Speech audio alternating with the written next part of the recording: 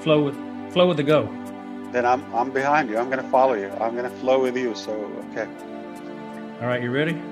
Yeah, let's keep it real. I like to be natural. I don't have to prepare. So whatever comes up. Hey, this is Dr. Bill Williams. Welcome, everybody. We are here with the CEO of Onpassive, Ash Mufareh. Everybody knows Ash, or at least you should, because he is the man of the hour. 230,000 people now belong to Onpassive, and people want to know a lot of things. And so I've captured Ash for a couple of minutes here today. And so we want to ask him a few questions. And the first one is, what is the origin of the idea that came to you about Onpassive? To start this thing off, what was the germination of all of it? I want to say thank you so much, Dr. Bill Williams. It's an honor connecting with you. I feel like we have been looking for each other for a while, and finally we are on the same project, and I think that's a final project. What a great closure to our life and our legacy. I'm very proud to be on this mission and journey with you. You inspire me in many ways, as I said it previously, and it's just a pure honor. I think it's an evolution. It was not an overnight thing. It was a build-up. Over the years, we knew we can do better things, or we always wish they can make more sense and be more fair to our advantage. And the problem is always somebody that is unfit, or sometimes lack of ethics, or probably that excessive greed that is leading those ideas. You feel this is something good, but you put your faith and you ride along, then you realize, well, I don't think that's what they meant to do. Then you slightly fade away, and your passion decreases, and eventually it will dissolve. And we know there is something better. We know we could do better. We know there has to be a fair way.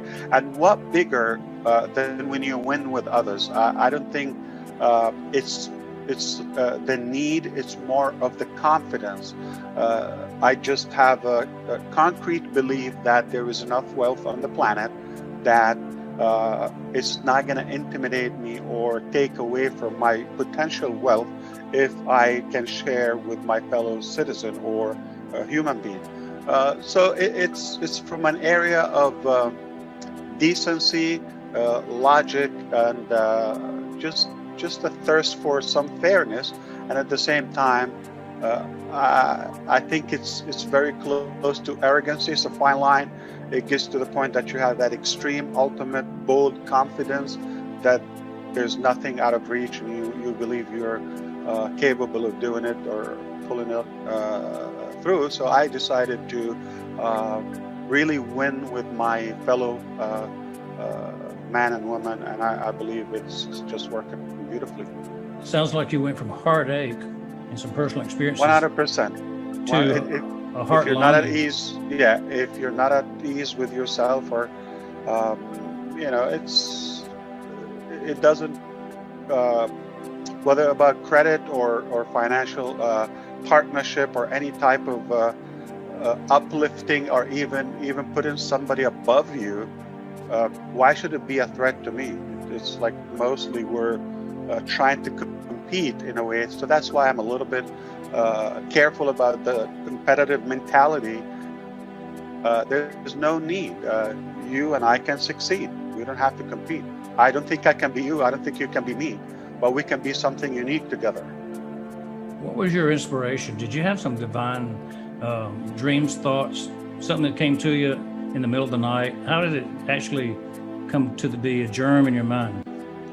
Well, as you know, everything comes from home. Your parents, your grandparents, is like your character is a build-up. It's not overnight. It's mostly we don't pick and choose what you want to follow in your principles or spiritual beliefs, and that whole set of your path. It's mostly we're affected.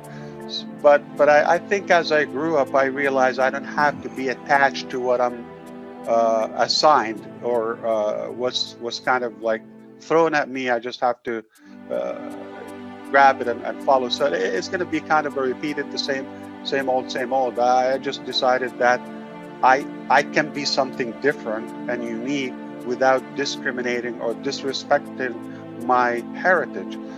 So a lot of it has about respect others, take care of the elders, don't ever insult anybody, be careful, how that kind of conservative mentality. So I have so much of it, but so it's a great combination, not in any way political, philosophy, but just theoretically, the conservative mentality where I still have to respect. I'm not opposing, somebody's ahead of me in life just because they're older. Someone would tell you I don't have to. No, I do respect them. They're older, just a human thing. I can't explain it. I don't want to get too philosophical here, but the part of me that I was confident enough to liberate my mentality, to have a mind of my own. I don't have to follow exactly what I signed.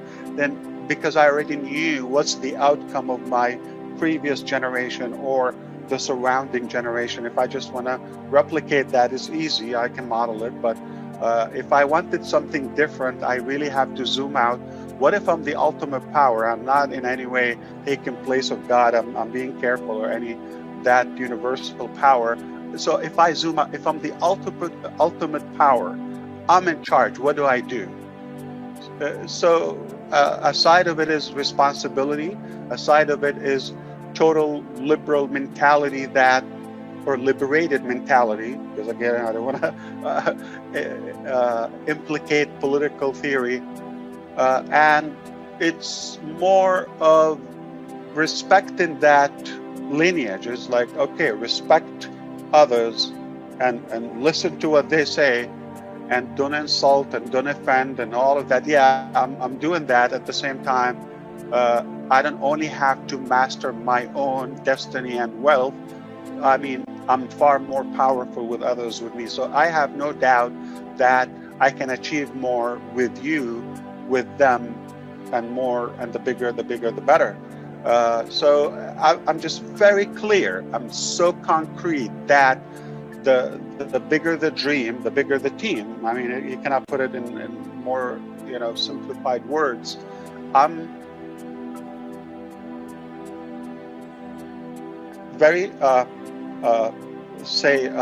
it's the dream is obvious, it's magnificent, is massive, is huge, and I'm aware of it. And because of that, I can no way can say, no, I have enough. I got Dr. Bill Williams, myself, and a couple other great leaders. It's never enough, because the more we grow, the more the responsibility is going to grow, the more our dream is going to expand. And you're going to also ignite that passion in others. So now you're duplicating and replicating the dreams and inspiring a second generation of leaders, motivated, passionate individuals. And that's when you have a true meaning of movement. That's exactly where we are now. It's the exact definition of the movement. Your spirit, my spirit, at least in this area, is being replicated across the globe, across generations and backgrounds. It's a beautiful thing. Super duper. I like that. This is a simple question. It's 2020 right now. When did you first coin the term Onpassive, and how long did it take you to actually start working on the project? So the technical part is like, it was enough is enough. That spark was late 2017, 2018, right, like winter. Okay, when I couldn't see myself following other ideologies. That's it. I said, we can do better. What was available at the time was not convincing. I just knew we could do better. So that was the turning point. Okay, you could say the last couple of months, exactly November, December of 2017. By spring 2018, I was able to have my family on board, because our life will never be the same in terms of it's not about us anymore. So I had to make sure we're all in it because it's not my only decision. I had to get my family on board, and we agreed to give it our all. So we are 100% pledging to provide and deliver the best possible product. You know, sitting in his basement, Bill Gates probably had a conversation. Sitting in his den, maybe Jeff Bezos had a conversation. So now, Ash, we're having a conversation. This might be something like sitting around the breakfast table with you. What are you going to tell people when they ask you, why did you bring this new complete economic system into the world, this thing you've called Onpassive? Why did you do that, and what do you hope to take it to? Where is your long-term vision? Well, I mean, though we don't worship money and finances, but I believe it's a powerful tool. We can all agree on that. Money can be an impactful tool in our life. We all agree on that, and that can be a very common desire between most of the global population. So I want to focus on the common things between us, on the common ground. I think we can all find things that we disagree on, but that's just going to divide us or weaken us in a way. So what better than having a better life, any betterment in our life, better finances or better global economy, essentially is healthier human being, is more educated generation, is more, or less crime, is more progress and more it's advancement in every aspect of our life, more innovation, more technology, more of that. So I believe that you have to go to the core. Money is just about the key to all those solutions. So I believe it can ease off a lot of stress in our life. And I don't think it's about taking care of one's personal issues. If you want to find a solution, you want to make sure that it is accessible to the vast majority of us, and those who are unfortunate, they cannot do it on their own, and you feel that if I somehow put that extra effort and pay a little bit higher price, I can also include those who are incapable of doing it on their own. And I feel it's an obligation. I believe it's sort of a cowardness if I know I can do it and I'm just turning my back to my fellow human being. Why? I mean, it's just a little bit more, okay? It's hard anyway to do it for one, but no problem. Double the effort, double the time, the sacrifice, and now you make an impact. It's an honor, I feel.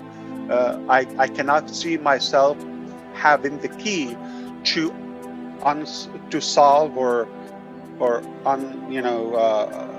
stuck something and then I just preserve it. I feel it's selfish, and I wouldn't do it. I wouldn't sleep well. That is the origin of the Onpassive movement, as you just heard. We're entering the age of Ash. This is an amazing accomplishment, an amazing time. So Onpassive is, of course, amazing. So we'll leave it right there. And thank you, Ash, for this time today. And we're in it to win it, right? Absolutely. It's a pleasure always, Dr. Bill. Thank you so much.